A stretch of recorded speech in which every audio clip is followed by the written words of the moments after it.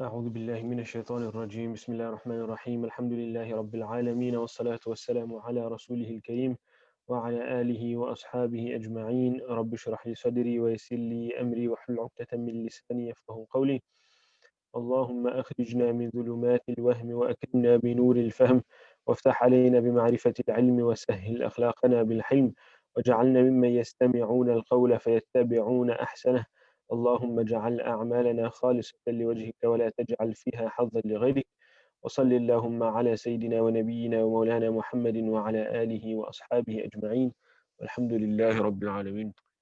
السلام عليكم ورحمة الله وبركاته. I make dua that Salam. everyone is well.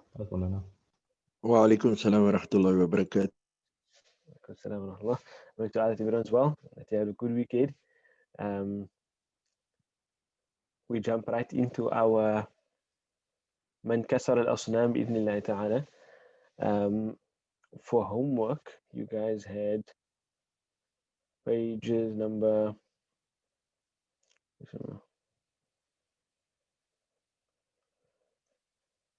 page number 31, if I remember. You guys started with this in your group work last week. Page number 31 and 32, is that correct? Correct, Maulana. You started with page 31 in your homework, and then you were to finish that and do the next page for homework. So we'll just read that, bi'idhnillahi ta'ala, check the meanings, and then move on to the next part in our group work, bi'idhnillahi ta'ala. So, let me just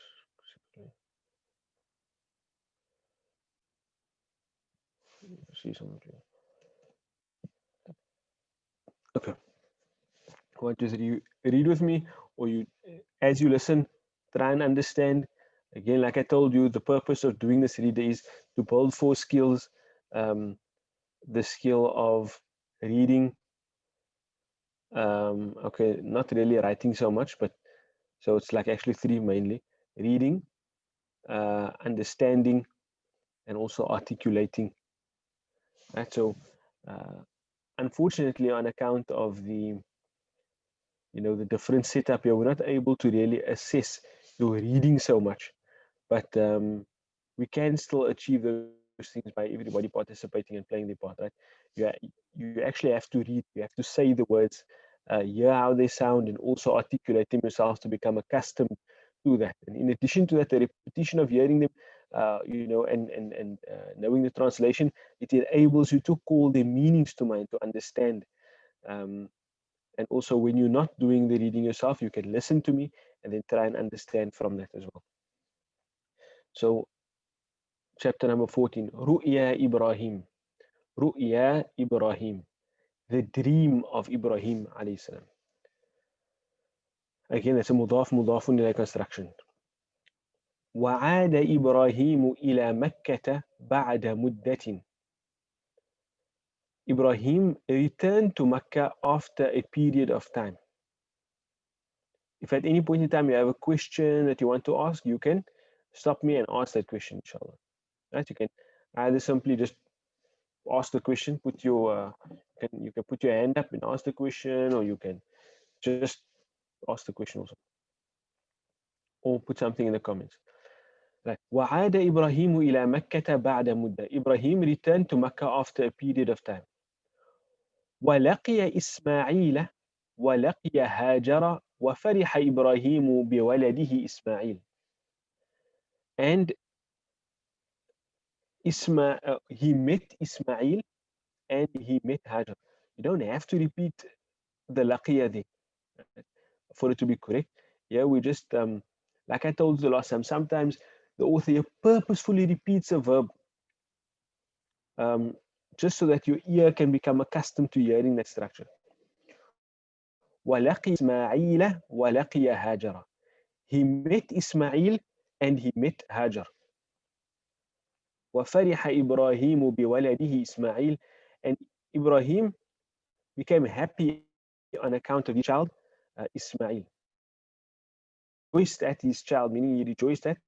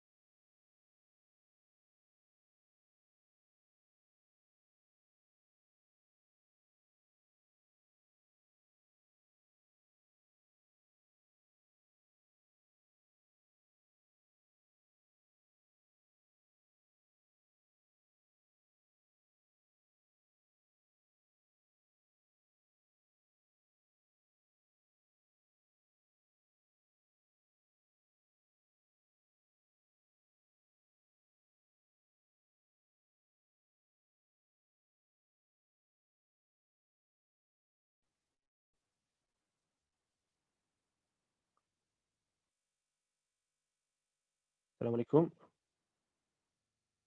Just tell me Alaikum if salam, I'm Maulana. okay. So I'm back. Where did I freeze? Or where do you stop hearing me?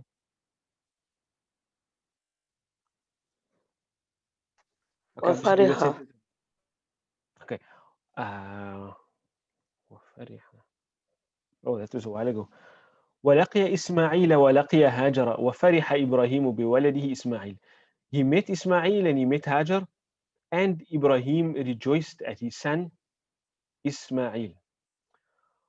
وكان إسماعيل ولدا صغيرا يجري ويلعب ويخرج مع والده. Ismail was a small boy. Um, he ran and played and went out with his father. وكان إبراهيم يحب إسماعيل جدا. And Ibrahim loved his son Ismail very much. وذات ليلة رأى إبراهيم في المنام أنه يذبح إسماعيل. One night, Ibrahim saw in his dream that he was slaughtering Ismail. ذات ليلة, one night. Irshad, Bismillah. Salam Maulana. Maulana had, I think, two questions. If we can go back to not verse, line number 3. If you could please repeat the translation over there because it was something I didn't fully understand with the tenses, please. Okay. Line number 3. وكان إسماعيل ولدا صغيرا. Ismail was a young boy يجري ويلعب ويخرج مع والده, who used to run and play and go out with his father. Okay, because I had translated it with who was running and playing and going out with his father. How does that? Also fine. It's okay, okay, okay. Why? Because it sounded weird in English, but I guess the way that Maulana said it, it makes a bit more sense. Okay, so I just, you see, you have the right idea. You said was running because you wanted to make it past and continuous, right?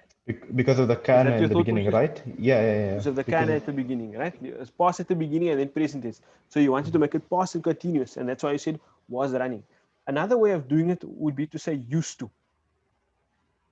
okay, Um, okay, okay. yeah.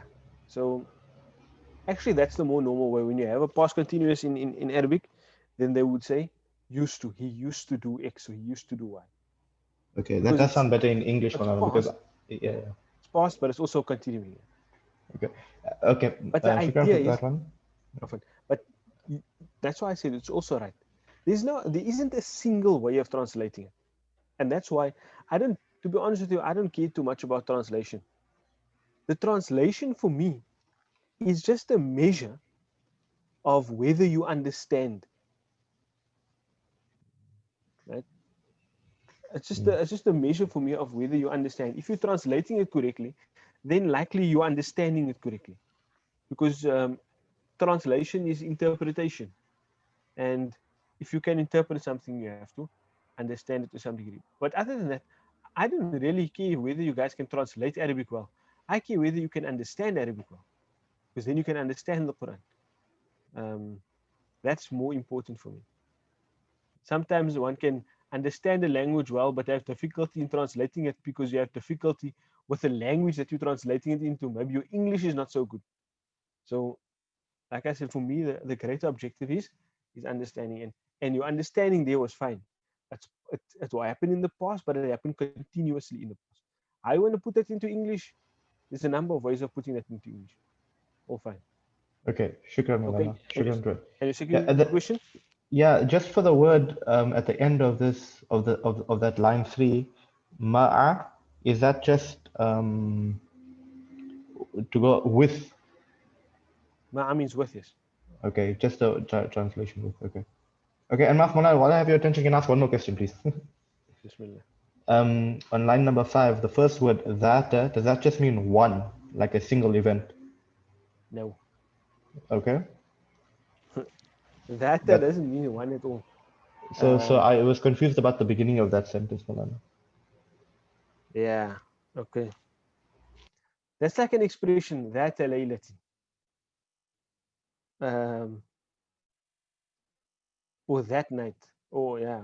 Yeah, in this context, that laylatin is going to be one night. That yeah in this form is the feminine form of dhu. But yeah, it's a very versatile word.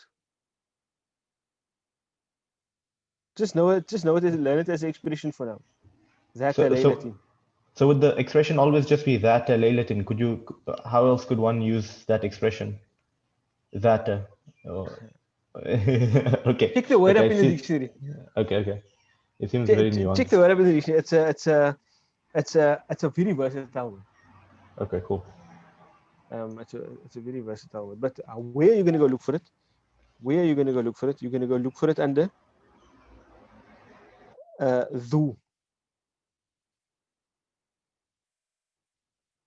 right? You're going to look for it under dhal. Wow, that's where you're going to look for it. And the second word you're going to find there is that.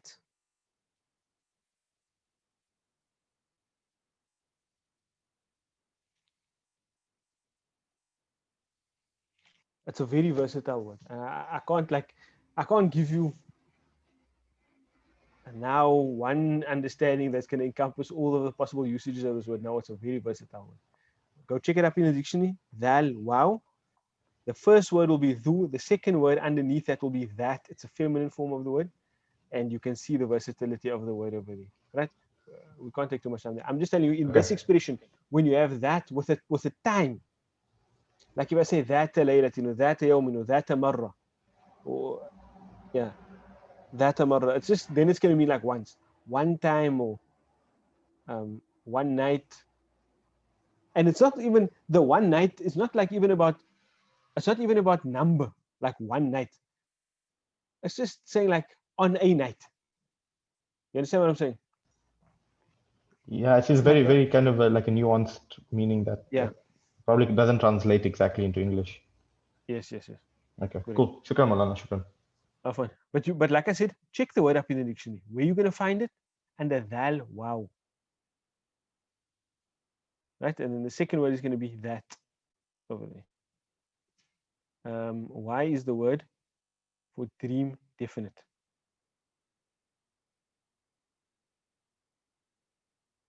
Where is that? Salam alaikum. It's in Fil Manami. I think. Yeah. I translate it as in the dream. Manam means sleep. Oh, is it sleep? Okay. Yeah. Manam means in like in yeah. It just means whilst he was asleep. Ra'a Ibrahimu fil manami. He saw uh, in his sleep that he was slaughtering his child. The indication to dream there is the word ra'a, which means to see. But the word ra'a has a number of different masadir, different masdars. It can come from ru'yatun, ru'ya, or ra'yun. All of those are different root words for the word ra'a. And ru'yatun will mean to see physically with the eye. Ra'yun will be to have an opinion. Ru'ya with the alif at the end will be to have a dream. As you can see in the title here, ru'ya with the alif at the end. That's why it's translated as the dream um, of Ibrahim. And even that's not hard and fast. Some of the meanings do overlap, etc. But Mulana, I think manam means in his sleep. Mulana, I think Question? also the definiteness is also because it's specific to that dream of Ibrahim and not a Yeah, general dream. So I think that's why I think the question was why is it al? yeah. Okay. Yeah. It's referring to the sleep of that night, basically. Right? The sleep of that night. How come is there a reason for which you guys translated the word manam as dream? Or it's at the back. The translation one. The translation Maulana. Okay, the translation say in a dream. Dream. Yes.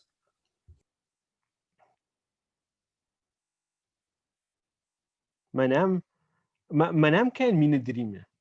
It can mean sleep as well, because the word naum, nama yanumu nauman, is sleep. So manam will be like in a sleep. Um, but the word I think is also used as a dream, so it's not incorrect in the vocabulary list. It can be um, it can be a dream as well. But why I incline to in sleep, because if you say ra'a fil manami, then it's telling you he saw in his sleep, which is the definition of a dream, right? But the word manam itself can be used as both sleep and dream. Yeah. So you can say you saw in his sleep or you saw in his dream. Both work fine. Uh, and again, yeah, it's definite because it's referring to that dream, the dream of that night.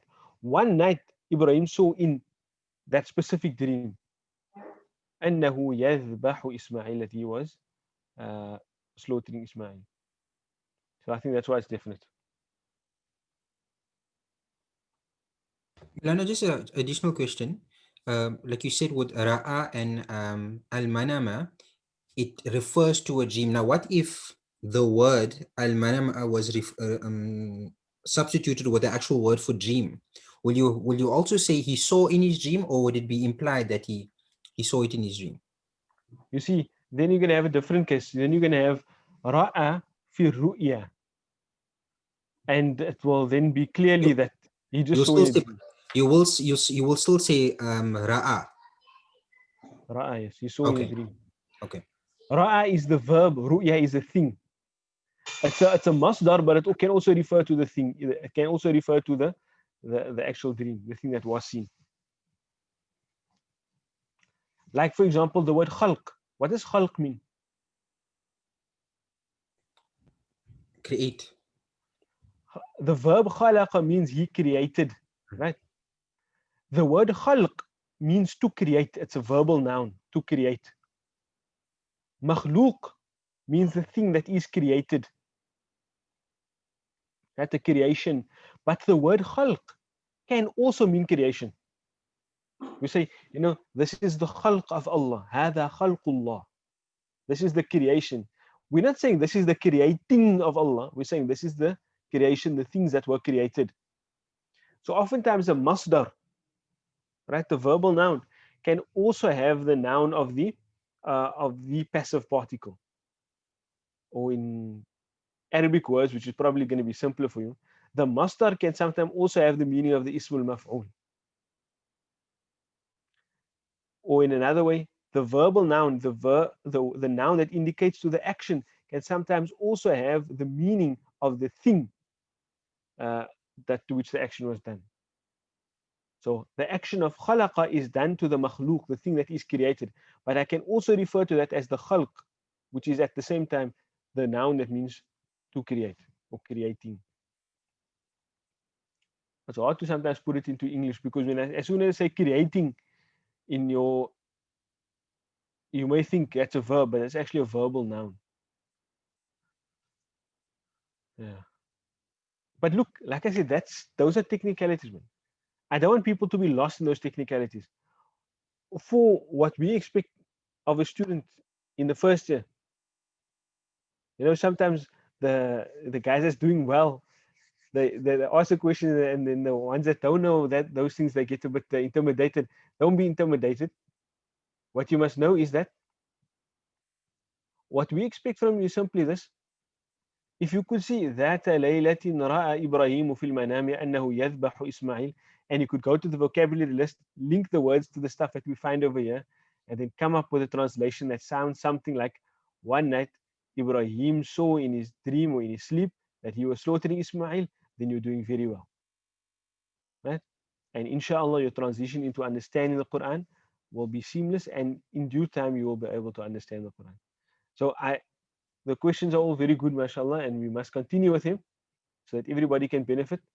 But also those that maybe lose a nuance in the question or something, don't feel uh, intimidated or that you're lagging behind or anything like that. No, what we expect from you simply just to be able to uh, give a translation or understand the sentence. So Jazakumullah khairan for the questions, guys. Next line. وكان إبراهيم نبيا صادقا وكان منامه مناما صادقا.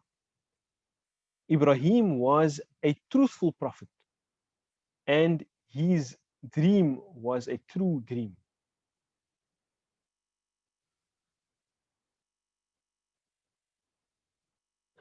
وكان إبراهيم خليل الله فأراد أن يفعل ما أمره الله في المنام. Ibrahim was the close friend of Allah and he wanted to do فأراد أن يفعل he wanted to do ما أمره الله في المنام what Allah commanded him in the dream. Were we supposed to do page 32 as homework? I think so. Was page Malala 32 said for I homework? don't know. Yeah, Malala said that Yes. we can continue into page 32. For homework, right? Okay, let's just do one more line and then the rest we can do for in our group, inshallah. وقال إبراهيم لإسماعيل and Ibrahim said to Ismail. Actually, let's just carry on. يا بني إني أرى في المنام أني أذبحك فانظر ماذا ترى قال يا أبت افعل ما تؤمر ستجدني إن شاء الله من الصابرين. Actually, I would like you guys to discuss those two in your group. Those are verses of the Quran, as you can see by the brackets, right? So what I want you to do now is break away into your groups with Allah Ta'ala. Um, read, each one trying to read a line. Simply just read a line and then try and work through them. Yeah, number 9, number 10. For those that have done them, you can help the others in the group. And then maybe 11 and 12. Right? Do that in your groups with Allah Ta'ala. So first just read, then try and translate and explain any things that you think need explanation in those verses amongst yourselves. We'll come back, look at them, and then move on from the into our Quran bi-idhnillah ta'ala. So if you can break away to our groups now. Okay.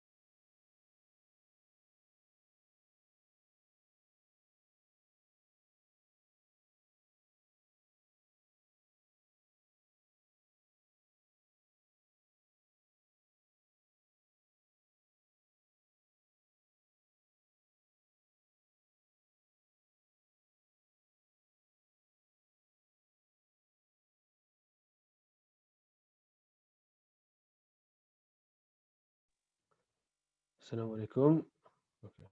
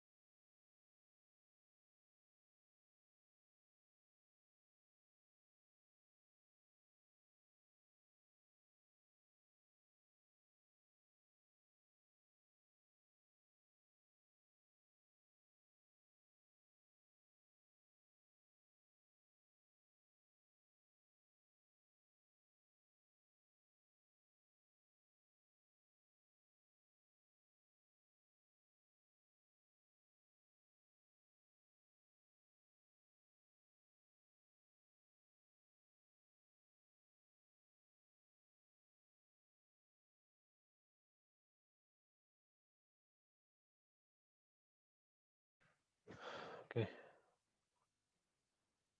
Assalamu alaikum once again. Tell me, were there any questions on what was done in the groups?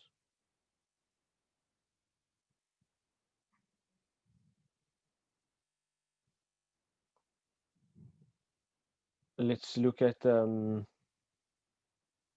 let's just look at the meanings of those verses in Bidnillah ta'ala. يا بني إني أرى في المنام أني أذبحك فانظر ماذا ترى.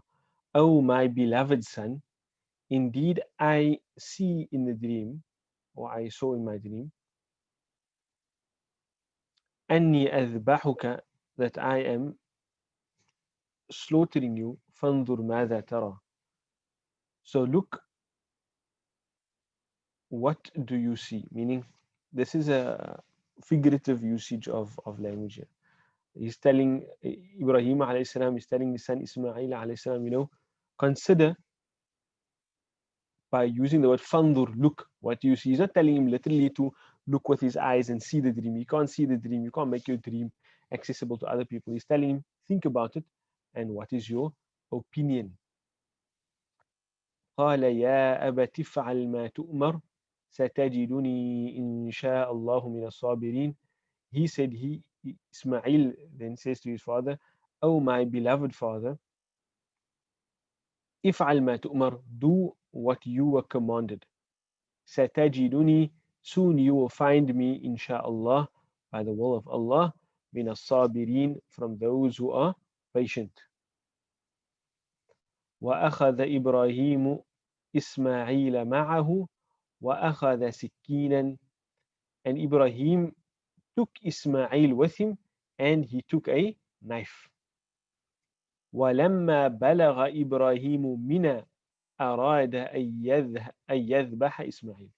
And when Ibrahim reached Mina, that's the name of the place, he intended to slaughter Ismail. Okay. Any questions there? Well, we discussed in our group, but just to rehash the idea, please, on line number 10, the word satajiduni. So I struggled Satajiduni. with it. Yeah, I struggled with that word. The ni, I understand, refers to me, but that first part, if you could just please go over that one more time, please. Okay, good. There's three parts to this word. There's the sa, there's the tajidu, and there's the ni. The verb is actually just tajidu.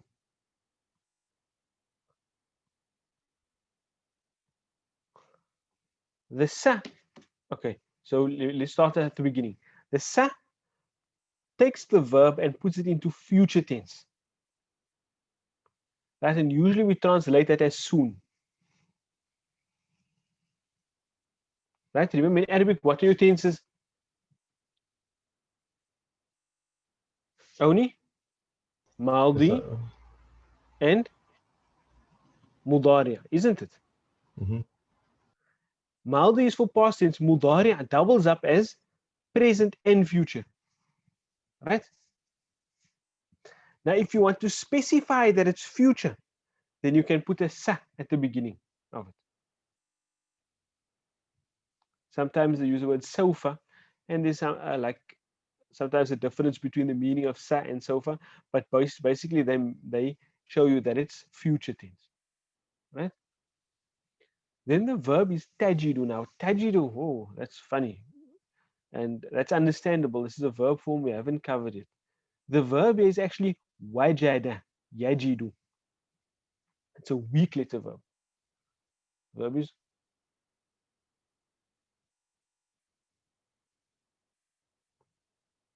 the verb is wajada, and the present tense is it's supposed to be like yafalu, yawjadu. But with weak letters, we just generally try to do away with it. Writing skew. It's easy to write on the screen, I guess.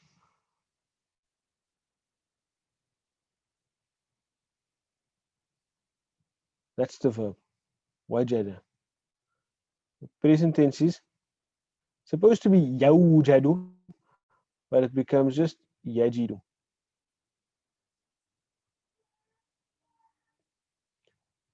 Right? And if I go down the scale, yajidu, yajiduna, tajidu, yajidna, tajidu. And this is the one that we have here. Tajidu means you, wajada means to find. So wajada, he found. Yajidu, he is finding. And then if you go down the scale, yajidu, yajiduna, tajidu, yajidna, tajidu, you are finding, or you will find. And that's what we have here. Sa, soon, tajidu, you will find, me. Does that make sense now? Yeah, shukran. It does make sense, Malana. We discussed it in the group. I just wanted to just go over the idea one more time, please. Shukran. Okay, but the tricky thing about this is that the verb tajidu doesn't fit onto your form, onto your scale very nicely, taf'alu, and that's because it has a weak letter at the beginning. Right? Okay. Right, for homework, you can just do the rest of page number 33, bismillah ta'ala, and let us move on to our Quran section, bismillah ta'ala.